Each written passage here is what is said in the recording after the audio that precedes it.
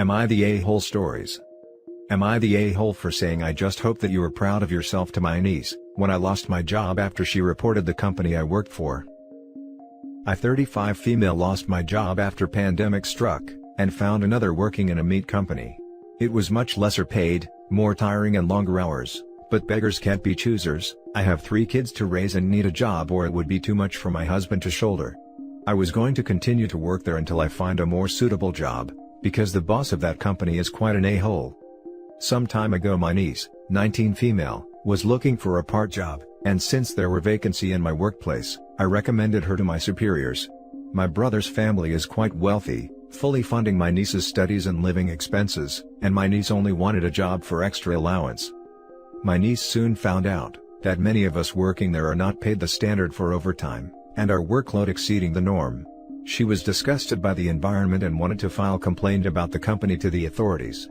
I begged her not to, not because of my love for the company. I was going to leave eventually, but because like me, many of us there have families to feed and needed the job. My niece ignored me, and ended up making quite a big deal out of it, posting pictures, videos and long paragraphs on social media, and file some reports to fight for our rights. I have no idea if it changed anything in the company. However, as a result of this drama, the company decided to dismiss a portion of its staffs, and including me, a few other coworkers of mine had lost their jobs. They did not voice it out directly, but they have been avoiding me, probably blaming me for introducing my niece to the job. I have been avoiding my niece too, because despite her good intentions, I still lost my job. My niece had been texting me giving all sorts of reasons that what she done was for what is right. When I ignored her texts, she sent more with long paragraphs, basically wanting me to acknowledge that she is right. I really don't want to put blame or argue with someone half my age still living in comfort with her parents, so in the end I replied, I just hope that you are proud of yourself. My brother texted me later, saying that I was being unkind to his daughter, that as her aunt who witnessed workplace toxicity with her, I should encourage her to continue to fight for what is right, still going on between her and the company. I may be unemployed, but I am going to spend my time looking for a job instead of joining some vendetta. Am I the a-hole? Now for the top comments. No a-holes here, minus the company. What your niece did is right, it just unfortunately means you, and workers, suffered. Your niece is now learning that her actions have consequences to other people. She didn't need to survive off that income, so she had every luxury of reporting them. It is unfortunate what happened, and deep down, I think you know the a-hole is the company. Your niece tried to do the right thing, and I think she did do the right thing. But being right and being employed are two different things in the real world.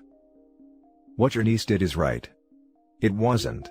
She did it against the explicit wishes of OP, knowing full well that the likely consequences will be workers being fired. She was being a selfish and tone-deaf a-hole, not an altruist like many of you are trying to paint her as. Your niece is now learning that her actions have consequences to other people. She didn't need to survive off that income, so she had every luxury of reporting them. How delightful that niece got to learn a life lesson here. It was only at the expense of people who have just lost their livelihood in the middle of the pandemic. Not that the privileged princess is affected in any way, as she is being completely funded by her wealthy parents. No, she was right. Just accepting law-breaking working conditions because someone depends on it, and there is always someone depending on it, means that companies get away with all the employee mishandling they want in the long run. This is just not a black and white situation. It has negative consequences for some people as OP, no questions, but getting the pushback and possibly some legal consequences will likely better the working conditions for future employees at the company. And especially, the meat industry is such an abusive crap show at most companies, some pushback is badly needed. This is not good workplace organizing though.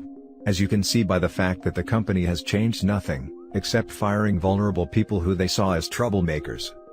It's all very well to not be able to stay silent etc., but if you want to actually make the world a better place, you have to put in the work. OP's niece wasn't acting in solidarity with the people most directly and deeply affected by this company's wage theft, she was literally happy for them to be collateral damage. This ain't it, chief. The niece was in a position to walk away and that's a form of power. It's immensely valuable when your workplace otherwise depends on exploitation of workers without better options. But she didn't use this power to uplift others, or even with their help, planning and consent. She squandered it. My sister was in a similar situation where she took on a job she didn't need as much as most of her colleagues. When she showed up, she realized that while it was advertised as reimbursing for X job expenses, in fact the workers paid for X out of their own pockets. She told management she couldn't work if they didn't repay their workers as advertised. They were like, "Well, we can make special rules for you." She stuck to her guns, and in the end the company started reimbursing everyone for X, as they should have been doing all along. This story is the literal opposite of that. Now for the next story. Am I the a-hole for telling my friend that he is basically an employee of his dad and not a business owner like he says he is? My friend Jay comes from a wealthy family, as his dad owns several successful businesses. He's not a snob, but recently he's become a bit preachy about how it's better to be an entrepreneur than an employee. We've talked about it several times before. I've been working for a financial company for 9 years, and he always asks me about when I would put up my own business. I told him that I enjoy my current job because I get paid all right, have a great time with my coworkers, and learn many things from my clients. Jay said that I'm wasting my time working for a company that pays me so little, compared to what I could earn if were a business owner. I told him that I do have plans of having my own business someday, but that requires a large amount of capital, and is a huge risk that I'm not yet comfortable taking. He said that I've been an employee for 9 years, so if not now, when? And that you can only get the reward if you take the risk. I usually try to brush things off because I know that Jay has good intentions. He's just a little out of touch with how hard it can be to put up your own business and be successful at it, since his dad's businesses have been there all his life. But the other day, he was telling me about one of his cousins who asked for advice on college majors. He told me that he told his cousin to go for a business degree, work for 2 years to get some experience, and then have his own business, just like Jay said he did. He also told his cousin to remember to aspire for greater things, and not be satisfied with being an employee forever. I was a bit irked about the last part, and told him that hey, there's nothing wrong with being an employee forever, and not everyone is cut to or wants to be a business owner.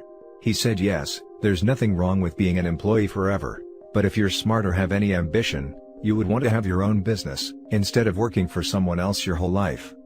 I told Jay that if he thinks that being a business owner is the best way to succeed financially, then why hasn't he put up his own business? He said that he does have his own business, referring to the construction firm his dad founded which he now manages, and he doesn't have to put up a new one, since his family already has one in place. I asked how is it his, if he isn't the registered owner, needs approval from his dad for all major decisions, and doesn't control the company's income. I said that he's basically an employee who happens to be related to the owner, and the monthly allowance he gets for running the business is his salary. He didn't reply to me after that and hasn't talked to me since. Am I the a-hole? Now for the top comments. Not the a-hole. Classic case of being born on third base and believing you're a home run hitter. This guy was born on third base, and he's still there. Also, he got entrepreneurism and nepotism a bit confused. Not the a-hole. You're 100% correct. And your friend sounds insufferable. How is he walking around giving life and career advice for something he has never done? That's just not how it works. Not the a-hole. Your friend's motto should be, it's okay to be an employee, if you work for a relative. He sounds insufferable. Not the a-hole. Your friend is not an entrepreneur, he is riding his father's coattails and taking credit for something he never did. It's easy to tell someone how to succeed, when you never had to. And you were spot on with his father being the real shot caller. Your friend is essentially just a puppet, and daddy is pulling the strings. Yup. Even if he was CEO of this business, he still wouldn't be an entrepreneur because it was an existing business, and he hasn't done anything entrepreneurial. Now for the last story. Am I the a-hole for refusing to help my sister with her special needs child? I used to be 220 pounds. I am 5 feet 2 inches, so I looked terrible. I was once really active, but I went through a breakup, started a close relationship with emotional eating, and plumped up. C-19 happened, and I worried being overweight would kill me if I got sick. My sister shares custody of her 10-year-old son Alex with her husband. When everything shut down, Alex was staying with his dad. He was there for the majority of everything, and only recently returned home. This is where issues have started, because Alex's special needs and things have changed since he left. I used to do the main cooking for everyone, and it would be delicious foods made with butter. I am a good cook, but I stopped making food like that. I now eat mostly chicken, broccoli/veggies, and rice. I make a lot of soups. I drink smoothies. Alex hates everything I make because he has texture issues. He doesn't like chicken, unless it is a nugget. He won't touch most veggies. He doesn't like the soup I make, because it isn't from a can or salty. I am down to 160 from 220 and look heaps better. I am happier. I am also working outside the home now, walking my dog more, and not home a lot. When I do get home, I go to bed at 9 p.m., because I am exhausted and need to wake up at 5 a.m. to do everything I need to get done: work out, make breakfast, lunch, walk the dog, commute to work. Last night, my sister sat me down and said she wanted to talk to me about Alex. Alex was having meltdowns every evening when I didn't make him dinner like I used to. Jenny wants me to go back to making meals for Alex again. I have told her I don't have the time, and while I love my nephew, I am also working on myself and my health. I wouldn't mind cooking the old food for Alex, but he also wants me to eat with him, at 9 p.m., and I am putting my foot down. While I did help a lot with Alex before, that was due to having the time. I now don't have the time to be a parent to her child. I spend time with him on the weekends, but I have told her that when the pandemic ends, I intend to move closer to my work. Our lease ends in 6 months. She has told me she doesn't think she can handle Alex on her own, and that he refuses to do certain things unless I do them for him. I am not home to do them, or I am knocked out asleep. I am working 3 times as much now as I was before. I have mad stress, and I just don't have the urge to raise her child for her because it's easier. I love the kid, but I have told my sister that my stress level has gone down now that I have good sleep, good eats, and good exercise. Am I the a-hole? Now for the top comments.